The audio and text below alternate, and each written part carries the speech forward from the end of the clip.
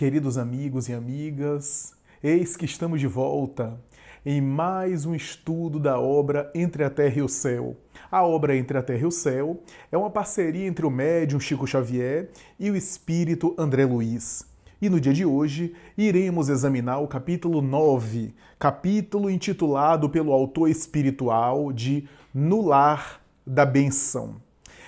Esse capítulo é um capítulo que merece algumas considerações nossas, inclusive alguma base doutrinária na codificação kardeciana, porque finalmente, em nossa história, iremos observar André Luiz, a sua equipe espiritual, o ministro Clarencio, que lidera essa equipe, viajar na direção da região espiritual onde se encontra ali o filho de Odila, né? Lembremos da história central, do foco central da história, que é a família de Odila, Zumira, casada com o marido em segundas núpcias, que era o pai de Evelina, a figura paterna da casa, e a morte trágica do menino Julinho, do menino Júlio. Como nós observamos nos últimos capítulos, vimos a tragédia que acometeu a família, resultando na desencarnação, numa morte trágica do menino, que era o caçula da família e que era filho de Odila, a primeira esposa, com Amaro, e que, por sua vez, havia desencarnado Odila, e Amaro casou-se por segunda vez, em segundas núpcias, com Zumira. E em função da negligência de Zumira, em função da sua má vontade e até implicância com o filho menor, ela, portanto, foi negligente e responsável com ele na praia, resultando na sua desencarnação por afogamento no mar. A gente viu tudo isso, eu só estou revisando, e nós vimos que Clarencio resolveu, como uma estratégia a fim de ajudar melhor aquela família, visitar Julinho no plano espiritual, aquele menino que desencarnou de uma maneira tão violenta e tão prematura entre aspas, né, em tenra idade, que resolveu visitar. E para isso, ele foi preparando a equipe, e também, como nada é por acaso, e como o mundo espiritual se aproveita de todas as circunstâncias para não fazer movimentações a esmo e para também alcançar o maior número de corações, resolveu, portanto, assumir a tarefa de, com ele, acompanhar também duas mãezinhas que se encontravam no corpo físico, cujos filhos menores também desencarnaram, e esses, por sua vez, se encontravam também nessa mesma região do mundo espiritual. Uma das personagens que a gente não conhece muito a sua vida em detalhes, e a outra que é a personagem Antonina, cuja saga doméstica a gente teve a oportunidade aqui de examinar um pouco. Nós vimos que nesse capítulo, No Lar da Bênção, na verdade, finalmente, os espíritos liderados por Clarencio, entre os quais André Luiz, visitando essa região no além, que abrigava, que albergava espíritos desencarnados em idade infantil, portanto, que conservavam, aqui é importante dizer isso, que conservavam a forma perispiritual da sua última existência, como é muito comum, no caso em pauta, a sua indumentária, a sua identidade de criança, que foi quando eles desencarnaram. E aqui merece uma série de considerações doutrinárias que a gente vai fazer. Mas, No Lar da Bênção, na verdade, é o nome dessa região. É o nome desse local de nosso lar, da coluna espiritual que eles visitam, chamado No Lar da Bênção, que é administrado por espíritos notáveis, na sua maioria femininos, isso é, que guardam alguma aparência, algum vestígio reencarnatório na experiência feminina, dedicados esses espíritos, dedicadas essas entidades espirituais a cuidar de crianças desencarnadas, recentemente desencarnadas, e que conservam, portanto, essa aparência, essa indumentária, essa expressão perispiritual. No Lar da Bênção, portanto, é a visita propriamente falando dos espíritos da equipe de André Luiz, liderados, repito, por Clarencio, a essa região, onde eles vão visualizar as crianças, os trabalhos que são feitos com essas crianças e também observar o reencontro, por exemplo, dessas duas mãezinhas que se encontravam no corpo físico com muita dificuldade de levar adiante as suas tarefas reencarnatórias, inclusive junto aos filhos que se encontravam reencarnados, por causa da grande saudade, grande angústia desses filhos delas que haviam desencarnado. Então, nós vimos observando logo no início do capítulo, André Luiz descrevendo a paisagem desse local, uma espécie de educandário, com verde muito bonito, com a vegetação bastante arrumada e bastante bela, que encantava a vista, a visão, o clima ameno e agradável. Tanto a senhora, que nós não conhecemos muitos detalhes, porque não era, talvez, do enfoque de André Luiz dar tantos detalhes dela, abraça um menino louro, que era o seu filho desencarnado, emocionada, como a Antonina, cuja personagem a gente conheceu um pouco mais a sua vida íntima, abraça o seu filho Marcos, chora copiosamente, há um diálogo ali emocionante, que Clarencio pede para um dos espíritos ali, uma das irmãs ali presentes, desencarnadas, auxiliar a Antonina, auxiliar aquele diálogo e estar supervisionando, amparando, para que a interação entre o filho desencarnado e a mãe encarnada, parcialmente liberta do corpo pelo sono, esse contato não seja perturbador, não seja de natureza constrangedora e que não traga angústia, porque elas mais tarde voltariam ao corpo, retomariam a matéria e, ao assumir a matéria, deveriam, graças ao objetivo do plano espiritual, deveriam conservar as boas impressões e as boas lembranças desse sonho querido. Deveriam acordar conservando a sensação de bem-estar, conservando um sentimento positivo daquele contato espiritual. Esse era o propósito, para que elas pudessem renovar as suas forças, revigorar-se e poderem, portanto, prosseguir mais confortadas, mais consoladas e mais felizes no plano reencarnatório e nas tarefas que precisam desempenhar. Então, André Luiz não narra em detalhes, mas há aquele encontro emocionante das duas senhoras com seus filhos, e aí, a partir daí, ele então menciona a busca por Julinho, que não se encontrava naquela região ali imediatamente, né? Pelo menos de maneira imediata eles não viam Julinho se movimentando semelhante a outras crianças que se movimentavam ali naquela região espiritual. E é o próprio Clarencio quem esclarece dizendo assim: o pequeno Júlio não se encontra no grupo, ainda sofre anormalidades que lhe não permitem o convívio com as crianças felizes. Acha-se no lar da irmã Blandina. Rumemos para lá.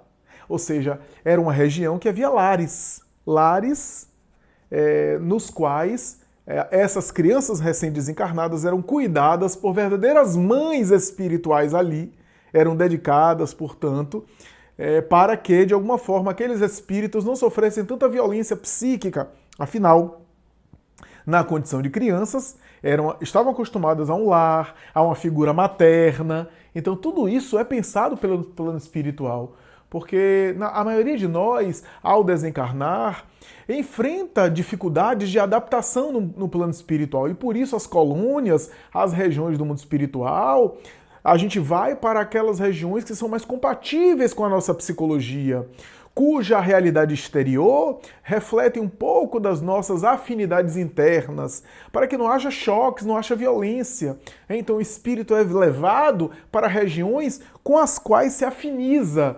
Eu não posso desencarnar acostumado com as referências da Terra, com os parâmetros da Terra, e querer despertar, por exemplo, numa região muito sublime da espiritualidade, muito distante do formato de viver na Terra, porque eu vou experimentar o choque, com exceção dos espíritos muito evoluídos aqui na Terra, esses sim muito desapegados, que ao despertarem nesses lugares não sofrem, porque já estão psiquicamente identificados com esses lugares. Daí as colônias que André Luiz narra não são planos tão sublimes assim, é claro. Não estamos falando aqui da moradia dos anjos, não estamos falando aqui da região dos Cristos. Ele está falando de regiões, de cidades espirituais análogas à Terra, para as quais a maioria dos encarnados vai após a desencarnação e que sofre, né, uma semelhança, que obedece uma semelhança ao padrão e ao tipo de vida vivenciado na esfera material, na esfera física, e não poderia ser diferente, né? Então ali também nós tínhamos lares e mães espirituais que cuidavam daquelas crianças para que eles não sofressem tantos choques, tantas perturbações. E aqui é importante a gente fazer uma consideração doutrinária. Na obra kardeciana, nós vamos ver a informação dos espíritos que a infância é uma fase essencial à reencarnação.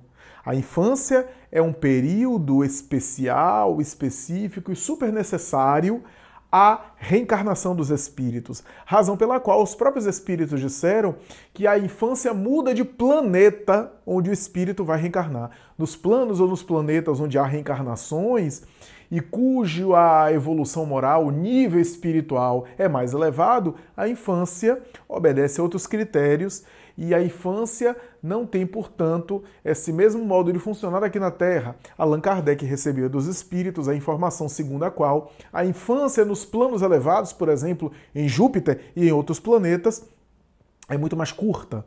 Rapidamente o sujeito alcança a fase adulta, não tendo necessidade desse período, porque a necessidade da infância no ser humano é esse período de adaptação à encarnação, onde o espírito passa ali a engatinhar nesse mundo material para se apropriar das coisas materiais, mergulhando na esfera densa. Ora, espíritos muito elevados, espíritos em outros planetas, cujo biótipo, o corpo é mais sutil, é menos grosseiro, não tem necessidade de uma infância tão longa, de uma infância tão larga. Pelo menos foi isso que Allan Kardec recebeu de informação dos espíritos. Então a infância é uma fase necessária à vida do corpo. O espírito tem uma infância também. Que infância é do espírito? É aquele período de ele se adaptar, ele está engatinhando, ele está aprendendo a andar, digamos assim, no plano espiritual. Quanto mais elevado ele é, mais rápida é essa adaptação no plano espiritual. Quanto mais apegado, mais ele sofre dificuldade, ele experimenta embaraços, ele está muito atrelado à matéria, então ele não consegue se movimentar direito no plano físico. Então cada infância, se a gente pode chamar assim, no plano espiritual, isso é a adaptação no plano espiritual, segue uma lógica, segue uma ordem. Quando a gente fala isso, então a gente percebe o seguinte, que o espírito em si mesmo não é uma criança. Quem é criança é o corpo. É o corpo no qual aquele espírito está. O que significa dizer? Até porque aquele espírito é milenar. Reencarnou milhares de vezes, séculos a séculos ele vem reencarnando. Então ele não é uma criança. Mas é claro, em geral, eu estou falando aqui em linhas gerais, o espírito de maneira imediata, imediatamente ao desencarnar em idade infantil, especialmente se é um caso de uma desencarnação violenta, ele se vê ainda no plano espiritual com os vestígios no perispírito, com as aparências, com os elementos próprios da última encarnação. Caso ele tenha desencarnado na infância, ele conserva de maneira imediata ainda aquela identidade mais recente. E qual é a identidade mais recente no caso da criança? A forma de criança, a imagem de criança. Então ele ainda conserva. A longo prazo, não deveria ser razoável a gente pensar que a longo prazo o espírito fica uma criança no além. Daí a gente tem que ter muito cuidado com as chamadas comunicações mediúnicas em nossas sessões mediúnicas de criança. Não que não possa haver, pode haver, às vezes há, mas muitas vezes nós estamos diante de espíritos obeteiros, brincalhões, que se aproveitam dos médiuns e dos doutrinadores para tentar tomar o tempo da reunião com coisa séria, que deveria ser com coisa séria, com coisas banais. Então Cosme e Damião aparece oferecendo doce bala, Jesus menino aparece, e outras coisas, espíritos infantis, falando, etc., que às vezes são espíritos brincalhões para ludibriar, porque não há necessidade do espírito conservar-se como criança a longo prazo. Estamos falando em linhas gerais. Quando o espírito é muito elevado, ao desencarnar em fase infantil, em pouco tempo ele recupera o seu patrimônio passado e ele pode assumir outras aparências, inclusive de outras encarnações, afinal ele não é uma criança. E caso mais tarde os pais desencarnam, como ele é evoluído, ele tem a autonomia de mudar a aparência, ele pode, por vontade própria, mudar a aparência novamente, assumir aquela forma infantil para ir receber os pais que desencarnaram, a fim de que os pais, ao desencarnarem, ao despertarem no mundo espiritual, reconheçam eles. Possam reconhecer que é o filho deles que vem receber. Se ele apresentasse uma aparência de outra vida, de outra encarnação, de outra existência, certamente os pais não iriam reconhecer. Porque os pais encarnados tinham a lembrança daquele filho que morreu e que agora vem recebê-los na forma infantil. Mas isso porque ele quer, por autonomia, ele molda o perispírito, ele transmuta o perispírito naquela aparência para ser identificado como aquele filho cujo casal nunca se esqueceu. Então, de maneira geral, quando o espírito não é evoluído, ele passa um tempo até se adaptar no além, até recuperar a lembrança de outras vidas, inclusive a identidade de vidas anteriores, né? E alguns espíritos, aqui que vem André Luiz vai dizer, melhor dizendo, Clarencio diz, examinando o próprio caso de Julinho, que às vezes o sujeito, o ser espiritual naquela forma infantil, não consegue despertar e permanece com aquelas influências, com aqueles vestígios da última encarnação que não consegue superar, e somente encaminhando esse espírito a uma nova reencarnação, a um novo mergulho no corpo, para conseguir superar aqueles elementos infantis. Os espíritos costumam dizer que uma morte violenta, como é o caso de Julinho, é herança de um antigo suicídio ou de uma antiga eutanásia, nos quais aquele período que faltava para desencarnar de maneira natural, com causas naturais, o indivíduo antecipou por uma eutanásia, por exemplo, é exigido aquele tempo e o espírito volta novamente e vive como encarnado aquele período que faltava durante o processo ali em que ele optou pela eutanásia, e aquele período é exigido, ele volta em uma vida infantil e depois de cumprido o período, ele desencarna. Então, essa é uma explicação muito interessante para a gente entender a movimentação do plano espiritual. Mas, André Luiz ali, portanto, faz uma consideração sobre isso e fala sobre esses vestígios. Portanto, o Júlio, ainda sofria de anormalidades que não lhe permitiam convívio com as crianças felizes. Achava-se no lado da irmã Blandina. Vamos para lá. Uma outra consideração.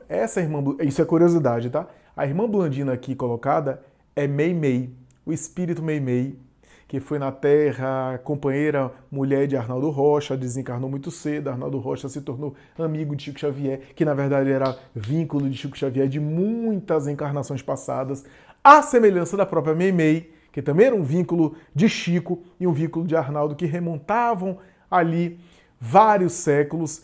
E aí, curiosamente, Chico respondeu dizendo que é a Meimei e que é a mesma Blandina que se encontra na obra Ave Cristo. Quem leu a obra Ave Cristo vai lembrar-se da personagem Blandina, que se encontrava reencarnado, inclusive junto a Emmanuel, que se encontrava reencarnado, inclusive junto a Chico Xavier, que também se encontrava reencarnado na condição de uma menina também. Blandina, portanto, é essa figura de Ave Cristo, e que é a própria Meimei e que está nesse lar da bênção. E aqui vale uma consideração. Meimei, nesse lar da bênção, desempenha o papel de mãe e de educadora. Esse lar no qual ela era mãe do próprio Julinho. Júlio era filho dela, filho espiritual, chamava de mãe, inclusive, ali. E se encontrava numa situação muito difícil.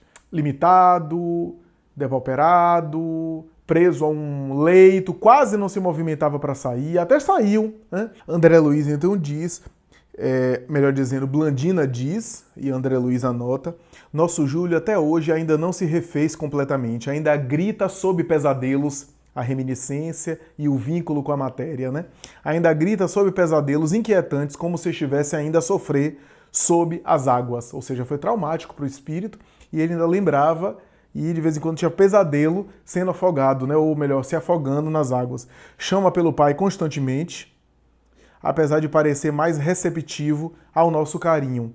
insiste pela volta à casa todos os dias. Olha só, ele tem pesadelos, acorda, chama pelo pai, quer rever o pai, quer voltar para casa e Blandina e os espíritos ali tentam confortá-lo, tentam orientá-lo, tentam encaminhá-lo, né?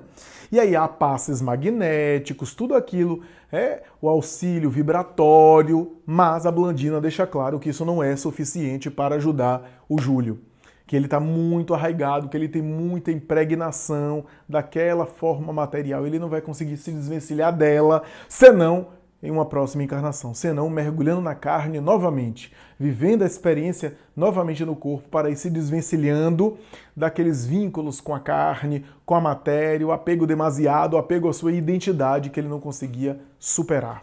André Luiz conta que de vez em quando o menino entrava em crise, acordava e começava a chamar Blandina, chamava inclusive mãezinha, mãezinha, e Blandina corria e ele se queixava de dores na garganta. A situação ali que é efeito também da desencarnação violenta pela asfixia ali dentro da água, né? Por asfixia, afogado, enfim. E aí Clarencio resolveu examinar o menino e quando ele examina, realmente tinha uma grande ferida perto das carótidas, ele examina profundamente aquela fenda glótica, como diz André Luiz, né? Nas cartilagens aritenoides, apresentava uma extensa chaga, uma extensa ferida, né? E o benfeitor espiritual Clarencio começa a aplicar recursos de passes magnéticos, né? E Júlio começa a relatar que está com sono. Isso é muito comum, está com sono. Até em mediúnica a gente vê isso muito. O espírito se queixar de que está com sono, depois de uma doutrinação, depois que alguém deu um passe ali nele. Esses fluidos que vai desencharcando o espírito dos fluidos mais pesados, digamos assim, vai liberando ele, vai tornando ele mais leve e ele entra num amolentamento e num adormecimento. É muito comum isso em mediúnica, né?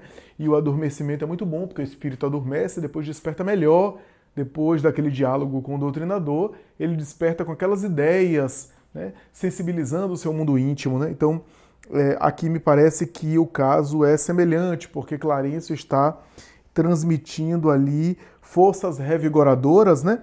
E o menino começa a se queixar de sono, né? O próprio Clarencio olha para André Luiz e para a equipe e diz: fui eu que emiti energias anestesiantes, porque eu notei que ele estava muito cansado. Olha só, né? Então, nos passos magnéticos, um espírito desse já sabe que tipo de energia direcionar, seleciona, né? E aí, no final do capítulo, Clarencio explica a situação espiritual de Júlio. Vai dizer, sabe o que é isso? São as marcas do antigo suicídio. Suicídio é suicídio. Júlio, antes de ser Júlio, foi um sujeito que realmente destruiu o corpo físico. Diante de um problema que ele vivenciou, ele tomou veneno, tomou algumas substâncias corrosivas que, embora não o matasse, o que já era um fenômeno raro, deixou ele com várias feridas e chagas abertas, especialmente na fenda glótica. Olha só, o perispírito ainda marcado. Clarencio não diz o que foi, mas fala que foi uma questão afetiva, de laços afetivos, que ele realmente se rebelou depois, se revoltou, ingeriu esse corrosivo, não morreu por um milagre, mas ficou com várias sequelas. E embora os amigos estivessem sempre ali presentes com ele, tentando ajudá-lo, etc., e protegê-lo até, ele alimentava sempre a ideia de suicídio e um dia burlou a vigilância dos companheiros e dos amigos que guardavam e que sempre estavam dando atenção para ele, sempre estavam cuidando dele e se jogou de um lugar alto, no qual ele caía num rio e morria afogado. Olha só, então ele volta com as marcas do suicídio, vivencia um processo de desencarnação que não era suicídio, é um processo natural, onde ele desencarna muito cedo, talvez pela providência divina, para ele dar valor àquilo que ele não deu, que ele não pôde considerar no passado, que era a própria vida física, e ele desencarna de maneira abrupta na vida física, ao mesmo tempo que é exigido a ele aquele tempo que ele não soube valorizar, aquele tempo que ele não soube valorizar na vida física, optando pelo suicídio. Daí o tempo infantil de Júlio, pouco, embora, no caso de Júlio, foi uma situação acidental que teve uma negligência. Não foi uma fatalidade absoluta, porque teve uma irresponsabilidade da sua madrasta. Ou seja, a reencarnação de Júlio era, de alguma forma, um processo espiritual para ir liberando ele daquelas energias pesadas, do antigo suicídio, dos processos. E por isso, embora não fosse necessário, passando pela situação que ele passou, de extremo sofrimento numa morte dolorosa, ele desencarna muito bem com os seus compromissos de alguma forma assim resolvidos ou em parte resolvidos, pelo menos o débito todo, se não o débito todo, pelo menos uma boa parte do débito foi resgatado através dessa experiência dolorosa, dessa desencarnação nesses moldes. E aí a gente chega ao nosso final do nosso capítulo, mencionando, portanto, essas coisas, um capítulo muito interessante, no Lar da Bênção, fala dessa região no além, de cuidado com espíritos que desencarnaram em fase infantil para nos trazer lições maravilhosas, né? E Meimei, personagem Meimei, espírito por demais conhecido, que está nesse momento, nesse capítulo, com um pseudônimo chamado Blandina, que é uma personagem que aparece em Ave Cristo, um outro livro, antes desse livro de André Luiz. Se trata da mesma Blandina, que na verdade é a própria Meimei, ali desencarnada no plano espiritual, ajudando. E é interessante que Meimei morreu, na última encarnação ela desencarnou sem filhos. Desencarnou muito jovem, alguns meses depois do casamento com Arnaldo Rocha, ela desencarna de uma maneira dolorosa, sem filhos, né? E ela própria contou a Chico Xavier, deu um depoimento, dizendo que quando Arnaldo Rocha se casou por segunda vez, embora ela veio do além várias vezes dizer para ele, você não sabe como me dói. Como me dói ter que dizer isso, mas eu preciso dizer isso porque é um dever de consciência e os benfeitores estão me alertando em relação a isso. Você deve casar de novo, deve ter outra experiência, você é muito novo, muito jovem e nem todos os espíritos têm condição de manter um vínculo de fidelidade nessa relação com o sujeito, com a pessoa amada que já se foi, já desencarnou, nessa absoluta fidelidade. Então, tenha a sua vida, se case de novo, se abra a experiência. E embora Arnaldo Rocha não quisesse, mais tarde levou em consideração esse pedido e acabou se casando por segunda vez. Mas o que eu quero enfocar aqui é que nessa história, Meimei, apesar disso, quando viu ele casado, quis ser filha dele.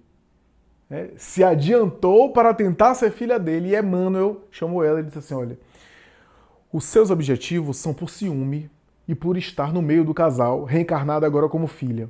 Se depender de mim, eu não vou autorizar esse pedido. Converse com os benfeitores da reencarnação, mas se depender de mim, você, só porque os dois estão juntos, você quer se corporificar, ficar no meio do casal na condição de filha. Não, não. E ela disse, se o senhor não concorda, quem sou eu para discordar? E deixou para lá o projeto de reencarnar para ser filho dele. Essa história de Meimei ilustra também o trabalho dela, por isso que ela tem livros, inclusive, para criança, né? Por quê? Porque Meimei, no plano espiritual em nosso lar, e é isso que André Luiz está dizendo sutilmente, tem um trabalho com crianças, especificamente com crianças no além. As mensagens de Meimei, as mensagens avulsas de tema é sobre mãe, maternidade, sobre filho, sobre criança, sobre recém-nascido, que demonstra aqui essa fidedignidade dessa Blandina aqui, né, personagem importante da obra. Então é super interessante a gente pensar um espírito que não foi mãe, porque não deu tempo no corpo físico, no além, resolveu se dedicar às crianças recém-desencarnadas no além, os espíritos que conservavam essa forma infantil no além, especialmente esses espíritos mais comprometidos, no caso Júlio, que conservava as marcas do perispírito, portanto de dramas anteriores, do suicídio anterior, e os vestígios desse trauma, dessa desencarnação traumática que ele vivia em função ali do apego à matéria pelo espírito e assim por diante. É uma situação dramática mesmo, muito dolorosa, que André Luiz vai descrever. É isso, meus amigos. Capítulo 9, No Lar da Bênção, capítulo de Entre a Terra e o Céu, obra psicografada por Chico Xavier, pelo espírito André Luiz. Espero que vocês tenham gostado e até a próxima, se Deus quiser. Muita paz.